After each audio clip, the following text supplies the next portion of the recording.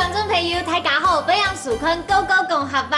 今日的民族来到关西啊，到尾的，要带大家来看一个书的香菇哦。到底做嘛个老书的有关系呢？香菇到底是用会上出来呢？从来来看到。哇哦，真景是用书的种出来，你看这边都是书界嘞，去请教一下。老板你好，嗨，你好。你已经在采香菇了。对啊，它已经成熟可以采了。所以这个就会懂有名的书香菇哦。嘿，为什么要叫做书香菇啊？因为我们就是把树的三浪长下来，就把它钻孔子句。是。那香菇就吃这树节的营养。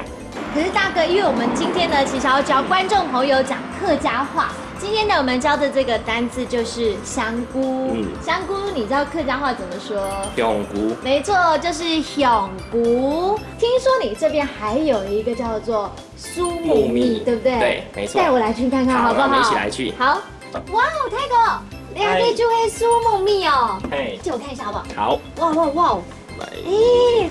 这个苏木蜜啊，好像比一般的木蜜还要大颗哎！你们看到好大朵哦，真的跟耳朵一样。所以大哥，我们今天就来教观众朋友讲这个木耳的客家话，就是叫做木蜜。没错，木蜜，但是不是木蜜哦，是木蜜这样子。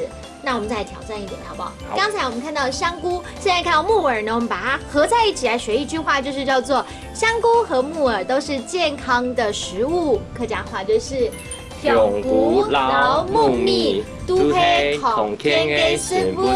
Hello， 各位观众朋友们，我们今天一起认识了这个椴木香菇，还有椴木木耳。你有没有发现，台湾的农业技术真的十分的精湛厉害耶？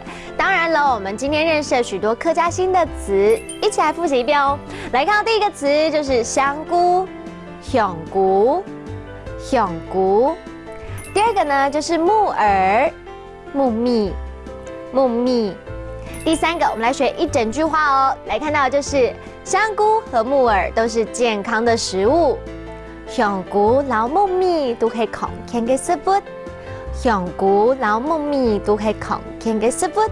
你们也喜欢吃香菇和木耳吗？下一次你也可以来体验一下自己亲手摘的那种感动哦。好，我们下次见了，拜拜。